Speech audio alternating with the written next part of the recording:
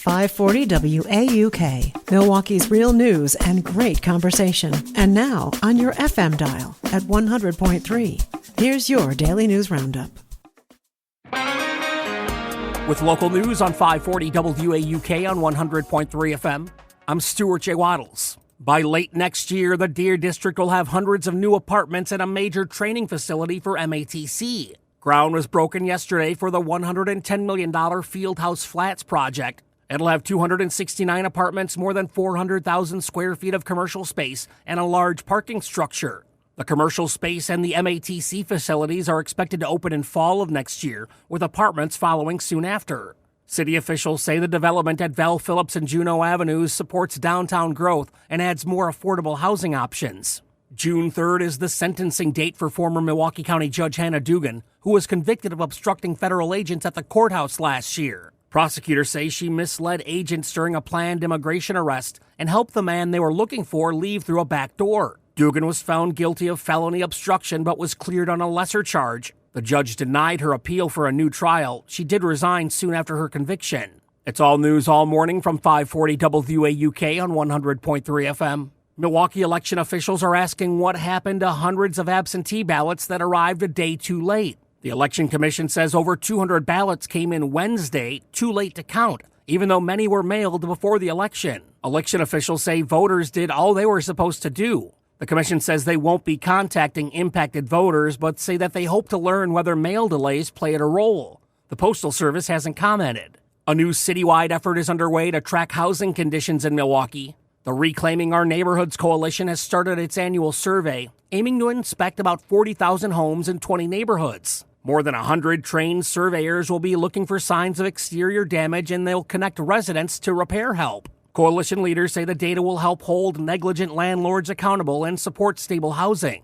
The Milwaukee Brewers are showing off their new City Connect uniforms and inviting fans to taste a bit of Wisconsin at the same time. Starting tonight, American Family Field will host Supper Club Fridays, serving comfort foods and cocktails inspired by the state's classic supper clubs. The team also unveiled alternate uniforms yesterday to go along with the statewide play. And that's the local update. It's all news all morning, 6 to 9 on 540 WAUK on 100.3 FM. News anytime at WAUKradio.com. I'm Stuart J. Waddles.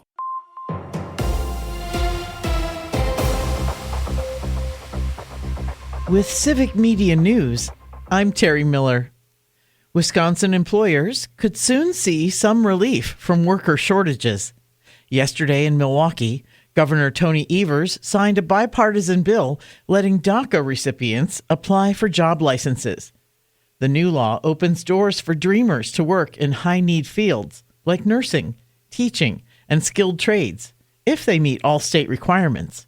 Wisconsin's workforce shortages persist, and we can't afford to leave out anyone who's willing to participate in our success. Evers says it's the right move for the economy. Some critics disagree, saying the state should focus on training more citizens instead. The number of those filing for unemployment for the first time are increasing across Wisconsin. That's according to the latest data from the U.S. Department of Labor.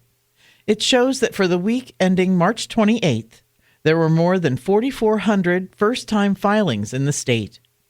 That's more than 800 more filings compared to the week before. Nationally, the number of filings decreased compared to the week prior.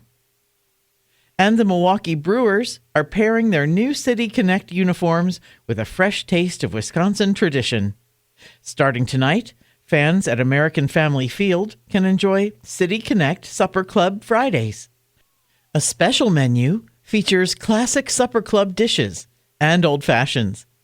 The Supper Club pop-up debuts the same day the team shows off its new City Connect jerseys against the Nationals. Those feature a logo that says Wisco. It'll return for every Friday home game this season.